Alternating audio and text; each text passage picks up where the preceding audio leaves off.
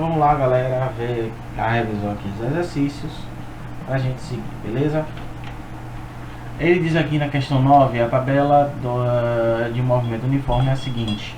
Lembre-se, toda vez que tem o primeiro número, primeiro valor, é sempre o inicial, independente se for crescente ou decrescente, principalmente para a posição, certo? Ele diz que no instante 0 estava lá 2 metros, instante 1, 7 metros, 2, 12 e assim por diante.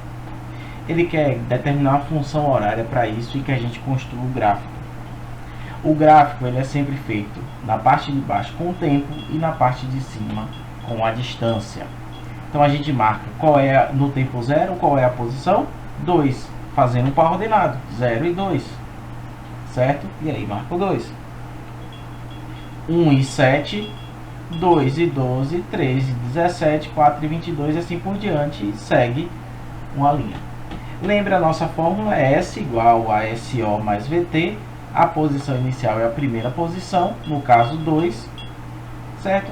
Velocidade é definida como a gente sabe, ΔS sobre ΔT. 7 menos 2, 5, 5 sobre 1, 5. Então a minha função fica SO, que é a posição inicial, 2, mais 5T. Isso no SI. Beleza? Então, no segundo ele diz que a posição da bicicleta varia no decorrer do tempo, como mostra o gráfico abaixo. Ele quer saber a função horária da bicicleta. Observando o gráfico, a gente vai ver que a posição inicial no tempo 0, ela é 0. Por isso que está aqui 0. Certo? E a velocidade a gente pode trazer pela tangente. É o valor máximo da distância pelo valor máximo do tempo. 15 sobre 5, que dá 3. Então, ó, SO 0 mais V3 vezes T. Como é 0, a gente não precisa botar S igual a 3T. Então, vamos lá. A próxima diz que o gráfico representa o espaço em função do tempo, certo? Dá um gráfico aqui. Começando em 20, certo? A posição inicial. E ela vai decrescendo, percebeu? Pronto. Então, ó, vai de 20 a 0, ou seja, 0 menos 20, menos 20. Menos 20 dividido por 5, menos 4. Portanto, a velocidade ela é menos 4.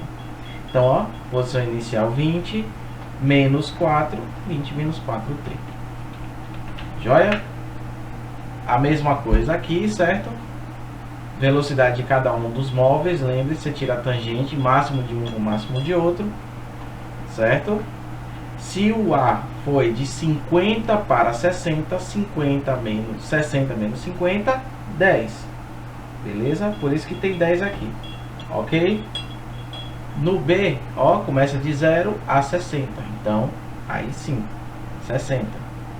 Certo? Letra B é o instante que há ultrapassagem entre eles, ó, no período de tempo onde um passa o outro. Tá vendo?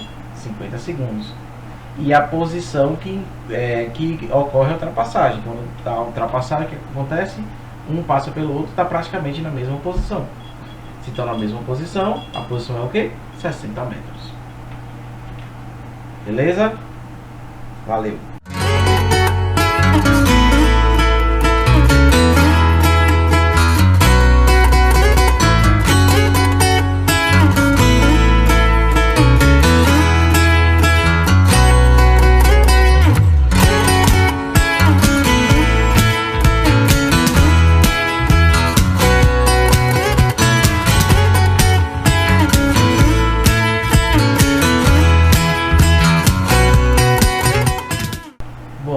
Vamos lá, galera.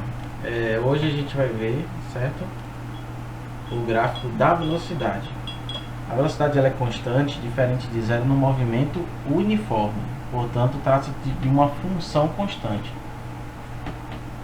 Ou seja, está acima de 0, ela está constante, a velocidade é positiva. Beleza? Está abaixo, a velocidade é negativa. Ok?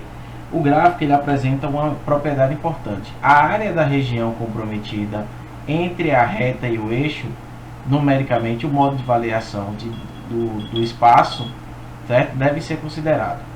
Traduzindo em miúdos, por exemplo, nesse sentido aqui, eu já estou até com outra cor, o que vai acontecer para a gente é que a variação vai ser responsável por toda essa parte que está aqui preenchida, certo? A mesma coisa quando a velocidade escalar é negativa, ó. Certo? Certo? Então essa parte ela é toda preenchida e colocada justamente como uma área desse retângulo. É o que a gente vai utilizar diretamente para calcular, certo? A variação de deslocamento, seja ela qual for, certo? Então a variação do meu deslocamento, a área vai ser mais ou menos a variação de deslocamento, certo? Vamos lá. O gráfico da velocidade escalar de um móvel é apresentado nessa figura 10 que a gente está vendo aqui embaixo, certo? Então a área é relacionada justamente, a gente aprendeu isso na geometria, certo? Que o que?